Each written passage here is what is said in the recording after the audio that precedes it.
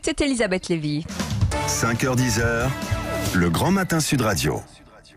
Et bonjour Elisabeth. Bonjour ma chère Cécile, bonjour à tous. Oui, alors Elisabeth, le 11 mai, donc nous allons passer dans un régime de semi-liberté. En général, on en parle pour les détenus, les prisons. Les détenus, oui. Finalement, ça va être un peu la même chose. Oui, votre formule est excellente, cher Patrick, parce que, enfin, si on voit le verre à moitié plein, hein, parce que sinon, on peut toujours dire que nous serons semi-confinés. En tous les cas, cette liberté sera une liberté conditionnelle. On repasse devant le juge d'application des peines le 7, pour vérifier que c'est toujours bon. Et après le 11, dès qu'on repassera au-dessus de, enfin, si on repasse, pardon, au-dessus de 3000 hospitalisations par jour, eh bien, on resserrera les vis. Et puis, c'est une liberté privée, elle s'adresse aux hommes plus qu'aux citoyens, parce que vous pourrez dîner entre amis, mais pas défiler avec vos camarades de combat. Enfin, au moins les commerçants sont-ils assurés de quelques mois sans manifestation.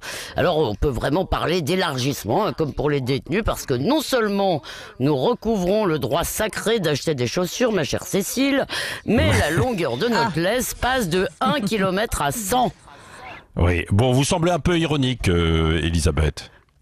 Non, pouvoir sortir de chez soi sans fournir une raison et même sans rime ni raison, c'est une étape majeure, là je ne blague pas, du retour à l'autonomie individuelle. Alors on peut tout de même risquer un peu d'ironie, façon café du commerce, disons, sur cette affaire de département et de 100 km. Déjà, il faudra m'expliquer un peu comment s'articulent les deux.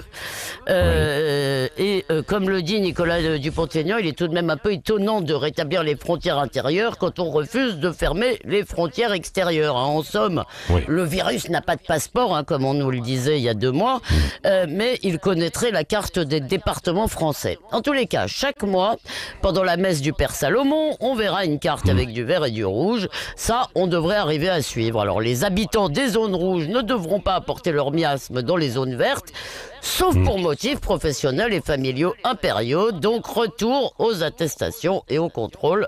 On va s'amuser si, en plus d'apprécier nos motivations, les policiers doivent vérifier le kilométrage parcouru.